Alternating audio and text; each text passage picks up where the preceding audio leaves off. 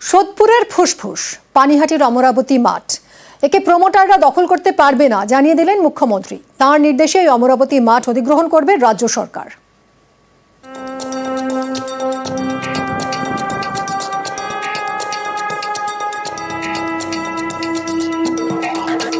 পানিহাটির অমরাবতী মাঠ অনেকে বলেন সোদপুরের ফুসফুস।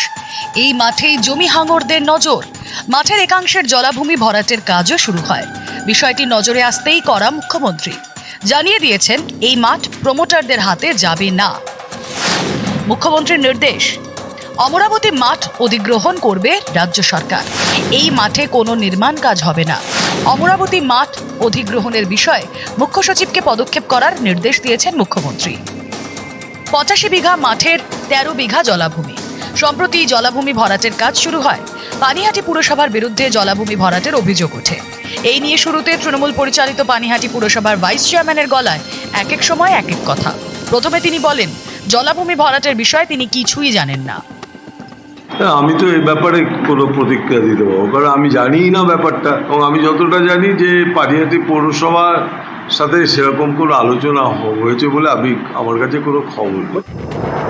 কিছুক্ষণ পরেই বোঝা গিয়েছে তিনি কত কিছু জানেন।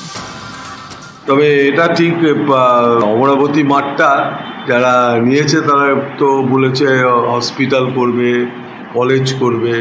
একটা ফাঁকা জায়গা রাখা উচিত। পানিহাটিতে সুপার স্পেশালিস্ট হসপিটাল হয়, যদি কোনো ইঞ্জিনিয়ারিং কলেজ হয়, এগুলো আমাদের পানিহাটির ডেভেলপমেন্টের পক্ষে তো ভালো।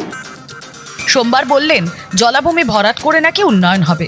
মঙ্গলবার সুর বদল। না, জমি ভরাট করা চলবে না, এবং জলাধার রাখতে হবে আমাদেরকে। কারণ অত যদি কোনো আবাসন হয়, জল দরকার পড়ে, আমরা কোথায় পাবো? সুতরাং জলাধার ওখানে রাখতেই হবে। চেয়ারম্যান দিয়ে থাকলেও আমার মনে হচ্ছে যে তিনি হয়তো বুঝতে পারেনি ব্যাপারটা। পানিহাটির অমরাবতী মাঠ, আর এই মাঠেই প্রতি বছর পানিহাটি উৎসব হয়। এই মাঠেই বসে পানিহাটি বইমেলা। জ্যোতি বসু, বুদ্ধদেব ভট্টাচার্য, মমতা বন্দ্যোপাধ্যায়ের মতো নেতা নেত্রীরা এই মাঠে সভা করেছেন।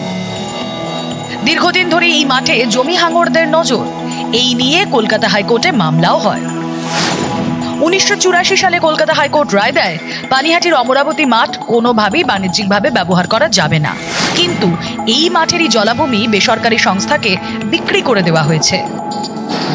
সেই সংস্থার প্রকল্পের জন্য জলাভূমি ভরাট শুরু হয় বলে অভিযোগ, কিন্তু সেটা আর হচ্ছে না। মুখ্যমন্ত্রী জানিয়ে দিয়েছেন প্রমোটিং হবে না, মাঠ মাঠের মতোই থাকবে। অমরাবতী মাঠ অধিগ্রহণ করবে রাজ্য সরকার। পানিহাটি থেকে সুবীর দে, নিউজ 18 বাংলা।